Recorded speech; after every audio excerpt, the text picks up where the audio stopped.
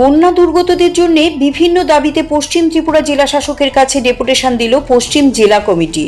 তাদের দাবিগুলির মধ্যে রয়েছে সম্প্রতি বন্যায় কাজ এবং খাদ্যের তীব্র সংকট চলছে, যাদের ঘর ভেঙেছে তাদের ঘর পুনর্নির্মাণ করে দেওয়া, যাদের জমি এবং গবাদি পশু পাখির ক্ষতি হয়েছে তাদের ক্ষতিপূরণ প্রদান সহ বিভিন্ন দাবি তোলা হয়।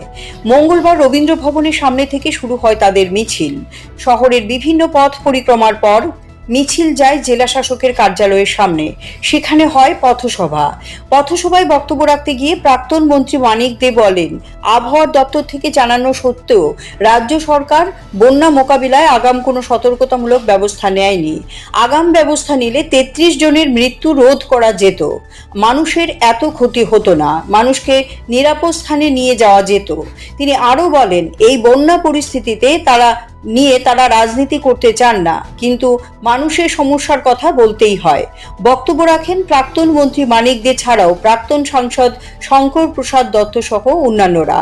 এদিকে এক প্রতিনিধি দল বিভিন্ন দাবি নিয়ে জেলা শাসকের কাছে স্মারকলিপি তুলে দেন।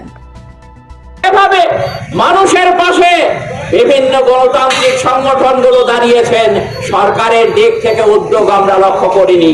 আর এখনো বন্যার জল নেমে গেলে পরও এখনো বহু ত্রাণ শিবিরে মানুষেরা আছেন। সেই মানুষদের রক্ষা এবং যারা বাড়িঘরে ফিরে গেছেন তাদেরকে বাঁচানোর জন্য, তাদের বাড়িঘর তৈরি করে দেওয়ার জন্য সরকারের দিক থেকে ব্যক্তিগতভাবে প্রতিটি বাড়িতে গিয়ে যোগাযোগ করা, তাদের পাশে দাঁড়ানোর জন্য সরকারের কোনো হেলদোল আমরা দেখছি না।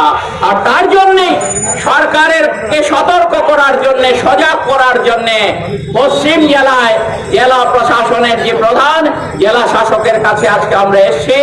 আমরা চাই অবিলম্বে সরকার এই ক্ষতিগ্রস্ত মানুষের পাশে দাঁড়াক।